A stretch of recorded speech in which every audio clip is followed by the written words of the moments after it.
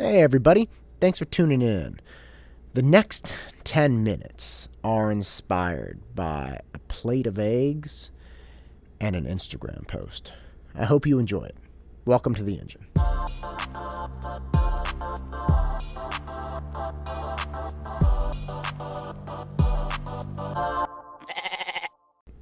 So I was making eggs this morning.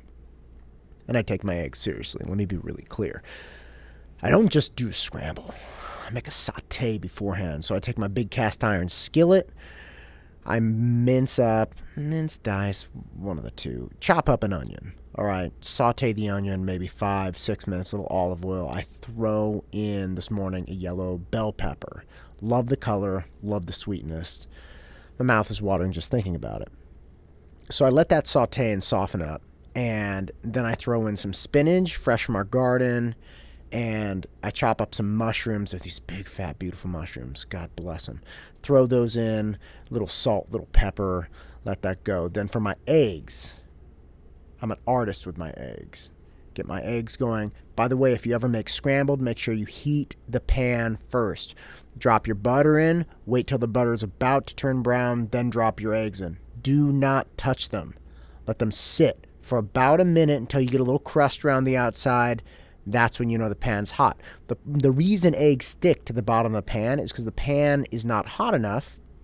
And when you start sloshing around the eggs, it cools it down even more. That's why the eggs stick. If you wait for the pan to get nice and hot, pour the eggs in, wait for that to heat up again, you never have eggs that stick.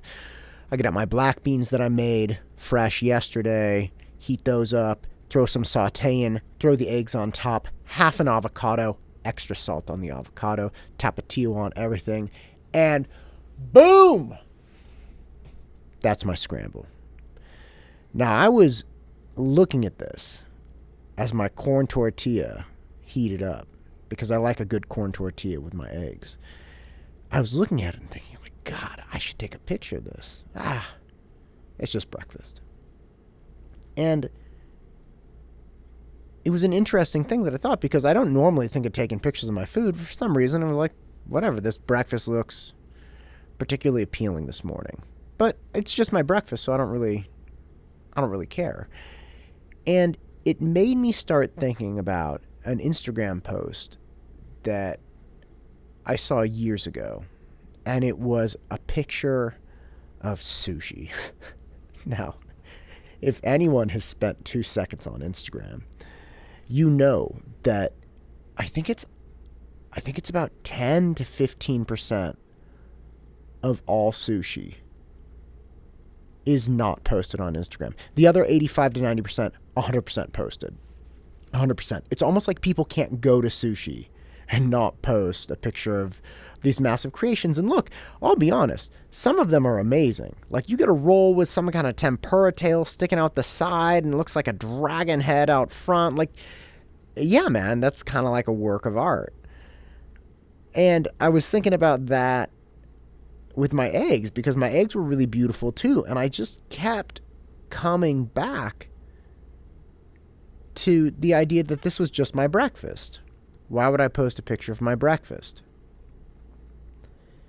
And look, it's no secret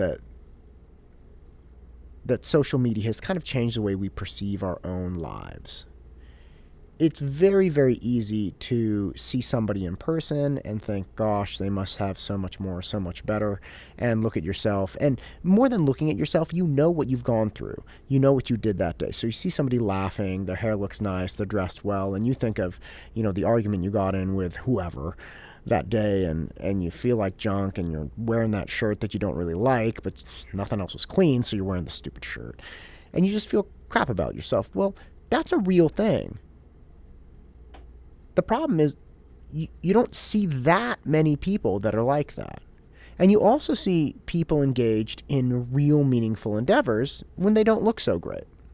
So if you go to school, you see maybe you have a couple instances where you see somebody who looks just perfect. They're having a good time hanging out. But you also see a lot of people that aren't happy. They're walking around kind of arms crossed, kind of downtrodden, or they're just looking weird or whatever. So you kind of temper the really, really good with the real life, which is just not that great. And social media obviously screwed this all up because people post only the best shots from their life.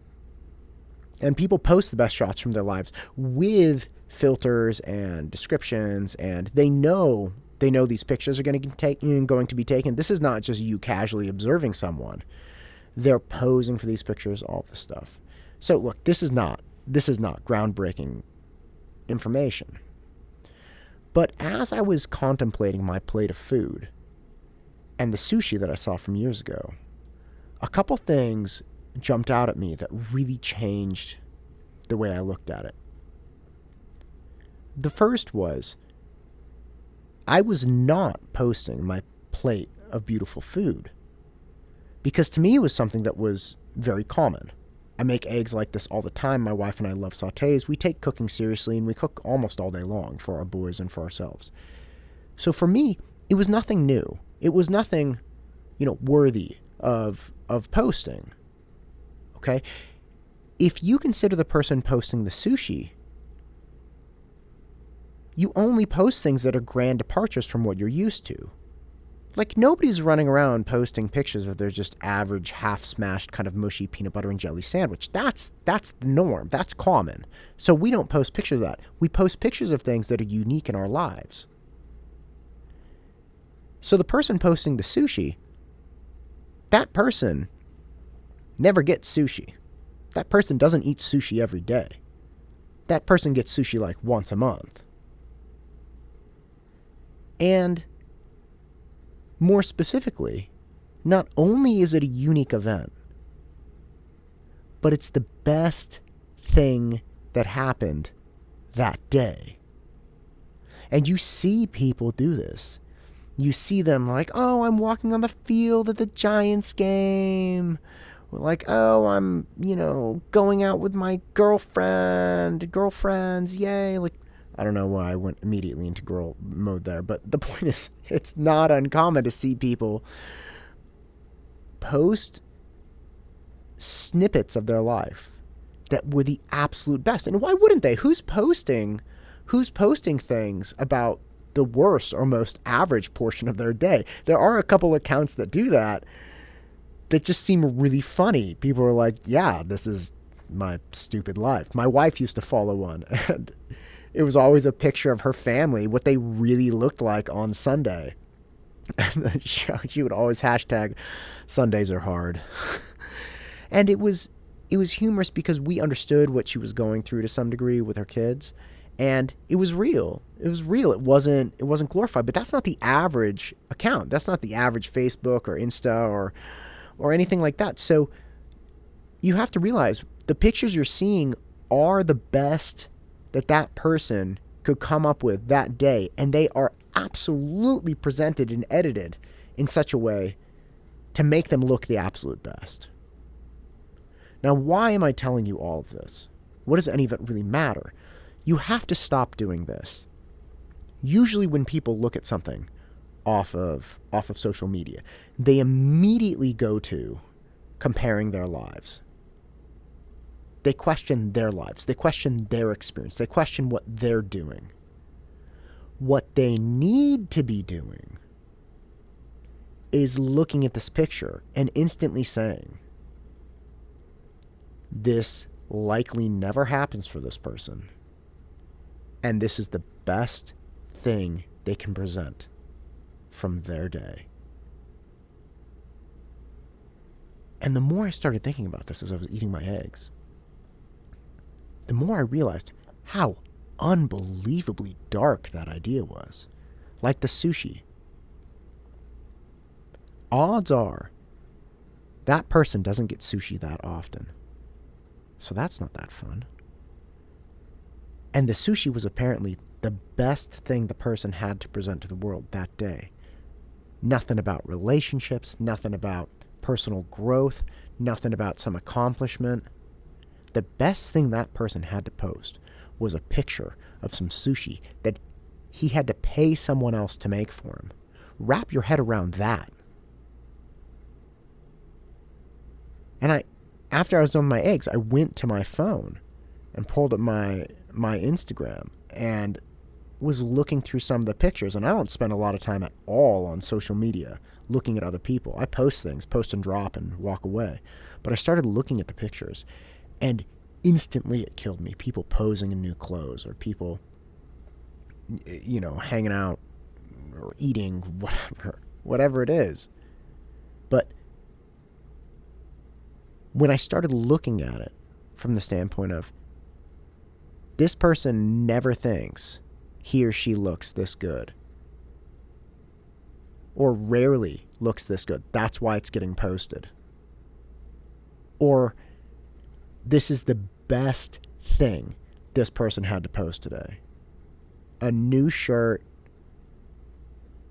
new pants, I'm eating a sandwich and it looks really good. That's the best thing the person has. There's nothing else better than that, because there's no one in the world who could have two simultaneous events. Like, I'm eating a sandwich, and I just won the Super Bowl, and they're going to post a picture of the sandwich instead of talking about the Super Bowl. It just doesn't work that way. I think if people can manage to stop immediately turning the lens and the focus on themselves when they're searching through social media, and start to conceptualize somebody on the other end of that post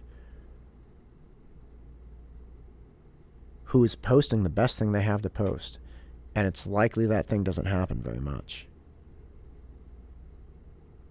As dark as that proposition is, I think it would actually increase compassion with people. I think that would be a tremendous thing. I think it would actually increase compassion for yourself and for other people. You wouldn't be as resentful. You wouldn't have an issue with people. You'd realize, I instantly realized when I was going through this, I was like, damn, life is hard. Life is hard. We're all just trying to make it. But that's only because I stopped looking immediately at myself. And I started thinking about all the things that person was going through. So the next time you see something on social media, the next time you see any kind of brag or any kind of picture, whatever it is, just think about those things. It's likely that there's somebody on the other end that is not what you're envisioning in your head. I'm Todd, and this is the engine that drives me. Go out and crush it.